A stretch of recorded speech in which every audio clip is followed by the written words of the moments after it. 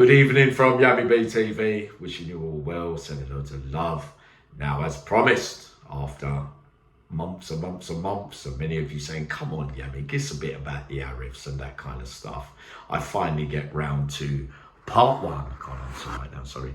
Part one of my opinion, what I saw and what I heard over years and years and years. So we start with Dennis Ariff. Now, my first ever sighting of him, before that in Parkhurst, which remember, I wasn't around that long, he seemed all right to me, if you get what I mean, but very not approachable, with a real consistent dark side. So not much conversation there, very kind of blunt and offish, if you get what I mean. But what we find with a lot of these families, sometimes I wonder if everybody plays a different part as by way of an act. But I don't think the three that I'm talking about now was an act. I think it was exactly as their personalities came across to many men that met them over the years. So Dennis, as far as I'm concerned, goes down as one of the dark ones. Now, Duggan was personable, very personal and sociable, and you'd even say a little bit charismatic. I always believed that he was the front man for deals and that kind of stuff because of the array of skills that I believe that he possessed. Now, didn't see much of Memet, but from what I know, he was just cool, either way or neither way. He could just do a bit of both, but just consistent in the way he was, right? So we're talking about the same time, which would have been about Parkhurst again. And at this time, without a shadow of a doubt, and what is absolutely fact, is that they had the stranglehold and the final say on B-Wing at this time. Now, they liked everything running smoothly. They shared and shared alike. They gave you your bit fairly. They made sure everybody was eating well and that kind of stuff. Not greedy men at all. Now, M-Wing at this time was a smaller wing, right? With Vicky Dark and Tommy Wisby was around about this time as well. Very quick-witted Tommy Wisby, funny man as well. And also around Johnny Hilton. Also a geezer, can't remember his first name, McGee. I think he died in prison, but I'm hearing it might have been a drug overdose, right? But the Ariffs, now, their muscle at this time, right? Now, billthebomb didn't do many Cat A's, but he was the Ariffs' muscle, right? And in reality, did you need anyone else?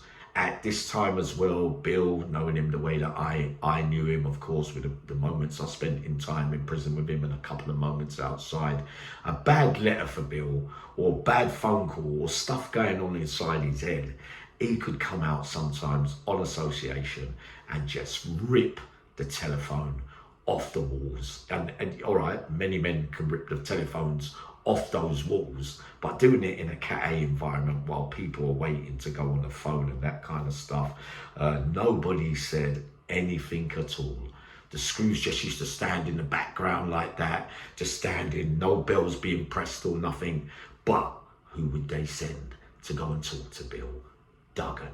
Duggan would walk up to him, Bill, walking back to his cell. You know, obviously Bill was getting paid handsomely. Now, what I learned over the years as well, it's been particular figures, not putting myself in billthebomb's shoes or Victor Castigator and men like that I met along the years. But me and myself in general always needed a boss. You know, for some other reason, whether we looked at obviously the bigger boss, because you can get what you want out of them and they would look after you by way of whichever way you wanted to, if you get what I mean. And Bill, Victor and men like me, we would get paid really well. But it always seemed, even on the outside, like we spoke about the other day, Bill always looked up to someone where he wouldn't argue back with or anything like that. Respect, or, you know, he trusted them or loved them for whatever reasons, if you get what I mean. Some of those major men that who were very seriously violent, you remember with Victor, he always seemed to like Andy Shacks around as well. Just one example. With me, I was always better at taking orders rather than doing anything on behalf of myself. You know, that one incident I told you about in Long Lartin, where Dodger said to me, Yami, listen, he's got to go, and I went straight, you know, without, you know, reluctantly, or, you know, whatever way you want to look at it, I went straight to the urn, put the water in it. I thought, well, he's telling me I've got to get the job done, and I went and got the jug of water, sadly with a man I kind of got on with as well, and I started to walk towards him with the hot water, and he dived over the counter in Long Lartin, the office, you know, the office thing where it's half and half and half. He dived over there and the bell got pressed. But the kind of thing, like when you get orders, you want to deliver and prove to your boss that you're the right man to look after, if you get what I mean. So during this time again, after that, with the phones, with Bill as well, a funny one as well. I don't know whether many of you knew this, but the Peacock Gym came up to see Duggan one of those visits, right? And a tall 7-foot wrestler turned up on that visit, but he had a mask on. So the screws have walked over to the visit and said, look, could you remove the mask? No. Do you know what? They didn't say nothing. Again, showing you the pull that the Ariffs had on the Isle of Wight at that time, right? So you can imagine what was coming in that day, for goodness sake, and everybody was just looking left and right like they didn't know what was happening, if you get what I mean. And another funny story, I don't know whether you lot knew this, but Duggan had shares or business arrangements with a football club. I think the name of the football club was Finchleyfc. Now, when he took over, or when he had his part in that business thing with Finchley, they were third from bottom. But then after about 9 months, they got into about third position. Again, showing the pull, maybe, of what he had in all kind of business adventures or hobbies or whatever that he had a hand in. Now, during this time as well, right, M-Wing was a smaller wing. Now, the Arabs liked everything running smoothly. They shared and shared alike, you know what I mean? They weren't greedy, you know what I mean? They didn't want a lot of trouble on the wings that they were running, because they wanted everything to run smoothly. And part of the arrangement, probably with staff as well, was, you know, you look after things, make sure there's not a lot of violence and that kind of stuff, and we'll let you get on. Well, it's a fact. You get on with whatever you're getting on with. But with M-Wing, at that time, I think maybe Vicky Dark and people like that were around, and there was a geezer called McGee as well. I think he died in prison from an overdose. Can't remember his first name, right? No, like I said, and Irish people as well. Now, they didn't have a stabilizing figure, that's what I was going to say, on M-Wing. So there was much, much more trouble on that wing compared to B-Wing, because, like we've just explained, the memet, the Ariffs made sure that they kept to their side of the bargain and everything run smoothly. Now, Johnny Hilton was around at that time.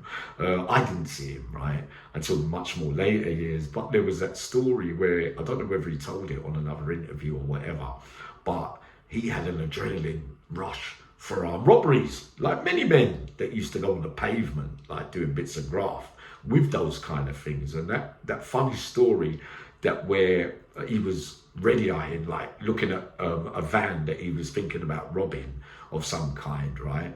Now, the route that the van used to go by every day while he was watching always used to pass a tramp that was sitting in the doorway or something. What did Johnny Hilton do, allegedly? He sat in the same position as the tramp when the van goes by, like to, you know, so it looks like, you know, they're used to seeing that figure every time they do that run with the money, and then he jumps out of that position and robs the van. As we know already, Tommy Wisby was a one-line genius. He had that quick-witted sense of humour, if you get what I mean. But what else was I going to say about the Arabs? No, I think that's all right for part one, but I think you get the drift of what I'm saying. And again, I reiterate, the Bill the Bomb, that is fact as well. He was their henchman, all right? So I might be back up later on with more stuff. Sending loads of love to you.